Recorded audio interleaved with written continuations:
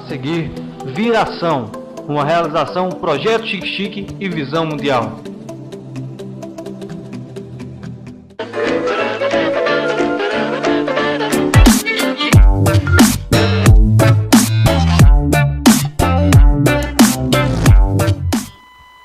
Boa tarde, você que nos assiste aí através do site www.tvalsol.com.br. Para vocês, uma boa tarde. Para você que nos assiste através das redes sociais, o olá, que você possa estar aí compartilhando o nosso vídeo, para que o nosso trabalho venha a ser desenvolvido de uma maneira melhor, para você, mais agradável. Você notou que ainda estamos em processo de transformação, né? A gente trouxe um material aí, mas na verdade chegou aqui um novo visitante, né?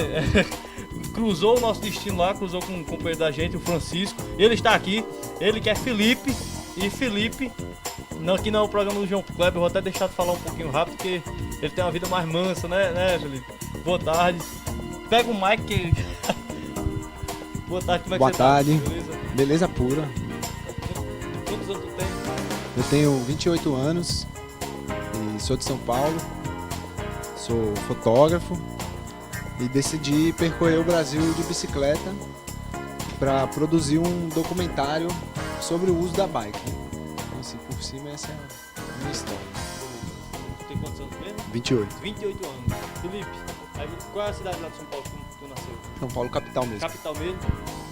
Aí o que foi que levou você, Felipe, a escolher assim um caminho tanto inusitado, né? Porque percorrer o Brasil de bike, né? Eu mesmo até entrei em conflito com você, que eu fui de pegar de moto, coisa e tal, e você já ficou reclamando, rapaz, não sei o que. O pessoal aqui gosta muito de andar de moto, né? E não é só na cultura da nossa cidade de Catolé do Rocha, é no país inteiro. A gente vê que o pessoal vive esse sonho americano, né? De trabalhar, de usar automóveis, tá aí, sem se preocupar com as consequências disso, né? O que foi que levou você a ter essa consciência mais verde, né? Digamos assim. Eu não sei bem a terminologia. É interessante você falar assim, né, que existe esse gosto pela moto, né?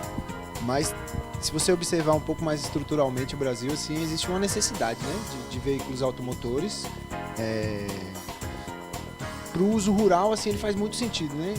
O povo carrega sacas de milho, carrega coisa pro boi, pro porco, enfim, toda a produção rural passa ali por ir para as fazendas, ir para os sítios. Então eu consigo entender por que ela se tornou tão popular, né? Mas como a gente vinha conversando antes de começar o programa, a velocidade ela pode ser muito viciante, né? Então muitas vezes o problema não é a invenção em si. Eu não sou anti-motor, assim, eu já fui salvo por carros nessa viagem, enfim, não é essa a questão, mas é como você falou, o pensamento em volta disso, né? Eu acho que pouco se fala sobre a poluição que os automotores levam, né? A velocidade, o estresse. Muitas vezes você vê cidades pequenas, com 30 mil habitantes, como é aqui Catolé, e que já tem um fluxo super frenético de carros, as pessoas não brecam nos cruzamentos, e é aquele caos organizado, assim, né? Para isso acontecer um acidente, e que eu nem chamo de acidente, né? Quando tá tudo planejado para acontecer uma colisão, não pode ser acidente, né? Acidente é quando uma vaca cai do céu. Agora, um carro tá acima da velocidade e colidir num poste, isso não é, isso é evitável, inclusive com planejamento urbano, com consciência, né? Campanhas educativas, a sociedade começar a falar sobre a maneira como ela se locomove, né? E aí, dentro desse panorama nacional, né, o rodoviarismo, assim, né, as rodovias, elas foram uma escolha política dos nossos antepassados políticos e tiveram suas consequências. Uniu o país, ligou o país, você consegue hoje ir do sul ao norte, de leste a oeste. A gente pode falar, né, a gente pode comentar que a maioria das estradas, elas estão sucateadas, assim, mesmo nessa nossa escolha a gente ainda tem, né, muito a desejar nas estradas, e isso acaba sendo dinheiro público desperdiçado, porque o dinheiro que é gasto no sistema de saúde para pessoas acidentadas, pessoas sedentárias e etc. Então, assim, falar de bicicleta é falar sobre uma alternativa, né? Então, eu escolhi ouvir as pessoas que escolheram a bicicleta, né? Que eu encontro elas pelas estradas, nas cidades, né? Seja nesses dois ambientes. E aí eu ouço ela, qual que é o significado da bicicleta para ela.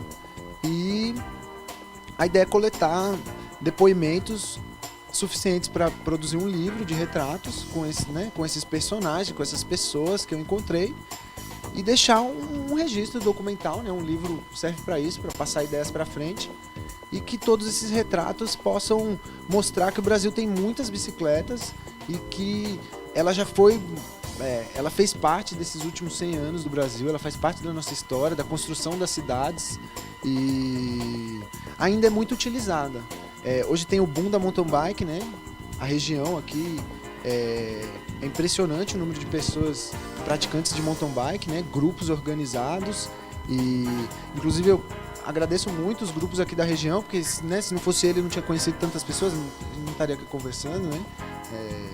Então, porque me pararam na estrada, né? Essa história é muito legal, um cidadão aqui da cidade parou na estrada e me falou, olha, tem o pessoal do grupo de pedal aqui e tudo, eu vou passar o WhatsApp aqui e eles vão te receber lá. E dito e feito, o professor novo aqui, né, da Academia Vida Ativa, me recebeu ontem lá na academia. Enfim, o pessoal dando uma força, não só aqui em Catolé, mas como todo o interior aqui, desde que eu saí de Natal, tem sido muito gratificante a hospitalidade. Eu só tenho a agradecer, né, o povo aqui do sertão paraibano e do Rio Grande do Norte pela hospitalidade. Assim. Bem, essa vida frenética, ela retrata muito essa questão do motor na nossa vida, né, Felipe? Passa do automóvel para a realidade cotidiana, né, seja nas famílias e juntamente com a globalização nós vivemos aí numa vida muito rápida, né, nós deixamos de aproveitar momentos. Eu gostaria de saber como é que foi sua infância. Você na capital, né, São Paulo ali, uma cidade, uma das maiores do país, se não a maior, né? Como é que foi que você descobriu assim essa bicicleta? Qual foi a sua influência para ter essa vida mais tranquila, que vem mais da galera do sertão, né? Essa tranquilidade, essa coisa. Como é que foi isso? Pois é, São Paulo não, na verdade São Paulo é a maior metrópole da América Latina. Então assim, atualmente a grande São Paulo, né, o entorno em volta da cidade de São Paulo, temos 20 milhões de habitantes, né? Quando eu nasci era um pouco menos, mas ainda assim é uma grande capital, onde naturalmente você é levado por esse ritmo de trabalho frenético, enfim, mas sobre a minha infância, foi uma infância muito boa, assim, porque eu vivi muitos anos na capital, tive a oportunidade de viver em algumas regiões, inclusive de São Paulo, mas eu vivi no interior também. Então, assim, a vida ao ar livre fez parte da minha vida. Eu roubei laranja do japonês, eu tomei tiro de bala de, né, como que era o nome daquela que... De festim. Eu taquei fogo em casa, eu fui atrás de bicho, matei passarinho, eu corria de bicicleta. Isso então, era tipo assim, MST. tipo um MST da infância, Eu pude... Na verdade, essa história da casa que juntava a molecada, entrava nas casas que tava vazia e ficava fazendo fogueira dentro da casa. Molecagem mesmo, assim, né? Aí o dono um dia descobriu e botou a gente pra correr com um facão. Nossa. Então, assim, né, no interior tem muito disso. Né? A molecada se junta e não tem quem segure 20 moleques numa cidade que tem mato, que tem espaço pra eles andar de bicicleta e tudo. Então, assim, esse outro ritmo também fez parte da minha vida. Mas eu acho que a viagem, assim, foi reflexo do meu estilo de vida, que, de certa maneira, em algum momento eu me senti preso, assim. Eu falei, se eu continuar dessa maneira, eu vou ficar muito depressivo, assim, né? Aquela correria toda acabou me atingindo, assim. Eu percebi que quando eu comecei a fazer pequenas viagens e percursos de mochila, e aí depois de bicicleta, eu percebi que a viagem te proporciona uma outra visão, mais tranquila, assim, na maioria dos momentos, assim, né? Tem os seus momentos de tensão, de ansiedade, de vida prática que você tem que resolver também, então, assim, mas te dá tempo de refletir, né? Quando você tá sozinho lá em cima da bicicleta, na estrada, aquele silêncio e tudo. Por isso que eu brinquei com você que você ia me buscar de moto e tudo, que, né, o povo da cidade mesmo do interior tá correndo também. Porque isso muda a percepção, né? Hoje eu visitei o projeto de vocês, né? Por isso que a gente se conheceu. Um projeto muito bacana, né? Essa ONG, como é o nome mesmo? Visão Mundial. Projeto Chique Chique, né?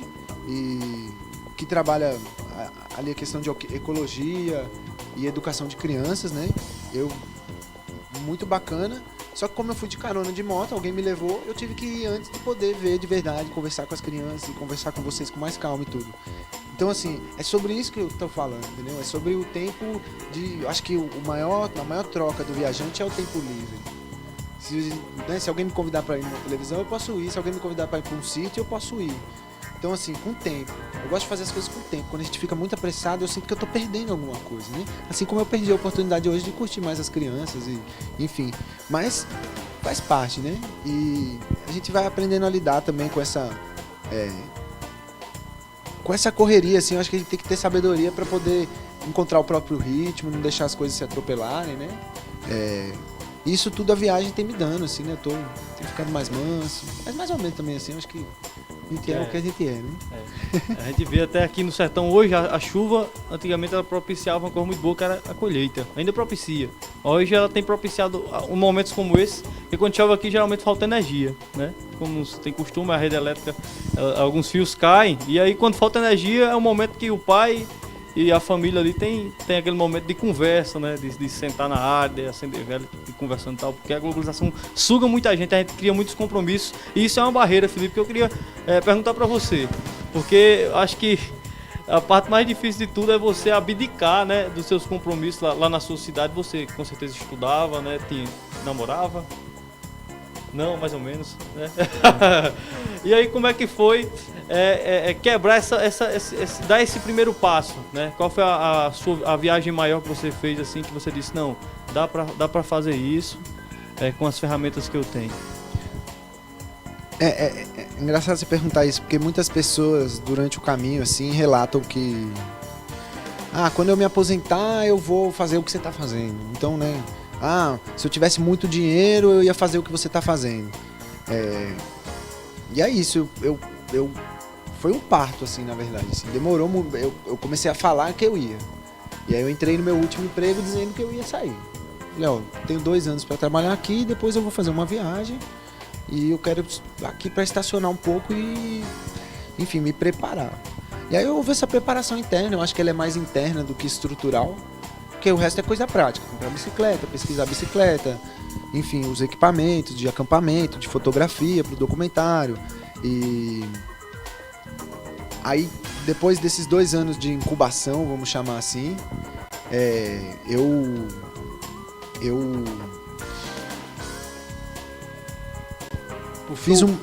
fiz uma campanha, na verdade. Eu tô tentando explicar isso, tô pensando como que eu vou explicar isso.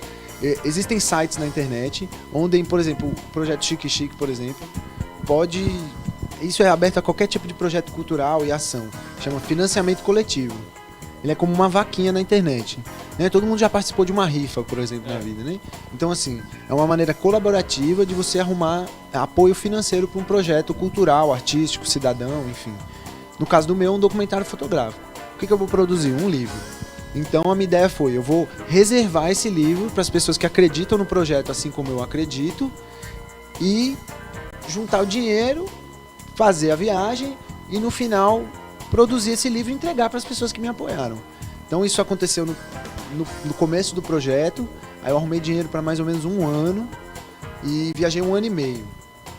Aí depois desse 1 ano e meio eu ia visitar só 17 estados e eu cheguei na Amazônia.